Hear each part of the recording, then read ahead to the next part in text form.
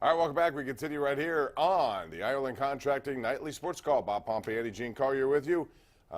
Gene, it's going to be interesting tomorrow night. The Capitals come to town, and they have a guy on their roster everybody around here likes to hate, and that's Tom Wilson. But if you look into Tom Wilson's season, you will find 19 goals, 16 assists, a plus 17, and 99 penalty minutes. He has given that number one line what it needs, and he's a very good hockey player on top of being very undisciplined at times and over the line. Yeah, we've said many times on the show what a good player he is. He doesn't have to play that way, but that seems to be part of his aura. I don't know why. I don't know how that fits into the modern game, but there it is. Well, the Penguins acquired Eric Gabranson, and he has fought Tom Wilson a couple of times. So we'll see if that carries over tomorrow. I hope not. Joey in Salzburg. Hey, Joey, welcome to the Sports Call. Go ahead.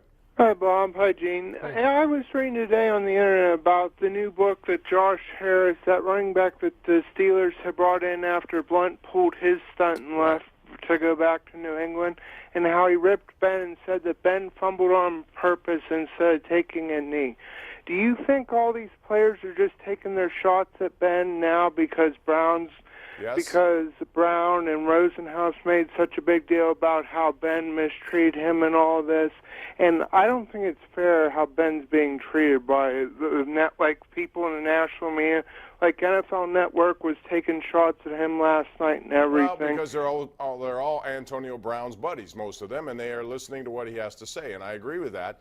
And listen, Josh Harris, whatever his name is, he was here for a cup of coffee, and then Ben Tate came in and replaced him because he couldn't get the job done. Now, my thing, Gene, is if you're going to make that claim, number one, all right, are you saying it, or prove it to me that that's the case? That's a pretty big claim for someone who's as competitive as Roethlisberger, that he would deliberately throw the ball to the ground in a game that could be lost.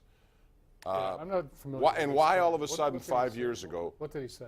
He said he deliberately fumbled because he didn't like Tom Haley calling for a run play when he wanted to take 3 knees. Yeah, I find that hard to believe. There's video to show the fumble, but it looks like a miscommunication fumble. But whatever the case, for him to make this, why silent since 2014? Why are we talking about it? Because it was on Twitter. Oh, okay. That must be why. And you again, it's a charge against Ben Roethlisberger. And to the caller's point, this is all pile on Ben right now from the national media. Well, he's getting a lot of criticism. Ben is not totally blameless in this, in my view, but he deserves nowhere near the amount of criticism he's getting. It's ridiculous. Let's go to Burrow. We have Dan on the line. What's up, Dan? Hi, Bob. How you doing? We're good, thanks. Looking good. I like Thanks. your suit. Appreciate it. It's one of us. You mentioned about C.J. Mosley last week. Mm-hmm. Do you remember that? He was on the board when Tomlin drafted Shazier. Right. And I was kind of miffed because I never heard of Shazier. And Mosley's a big, solid, Yeah, but Shazier was little really good. inside guy. Yeah.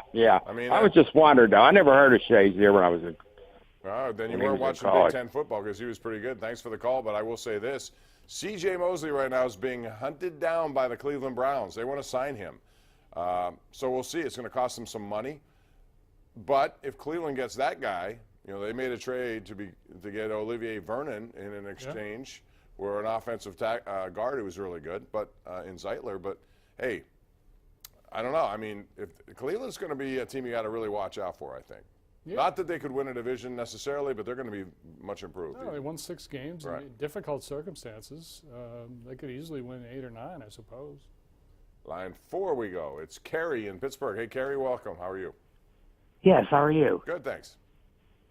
I wanted to know, is the problem with the Steelers themselves or the players? Aren't they the same thing? Yeah. I don't understand the question. The management or the players?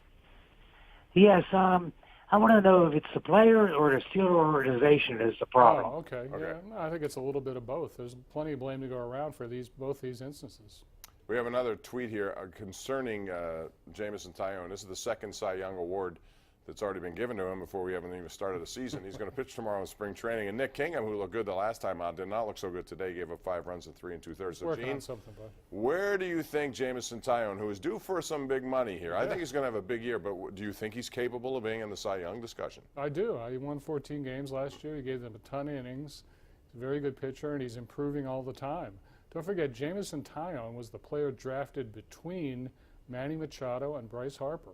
I mean, he's a big talent. He is a big talent, and that's a tough twosome to be drafted between because big expectations. We're due for a break. We'll take it. Come back right here on Pittsburgh CW.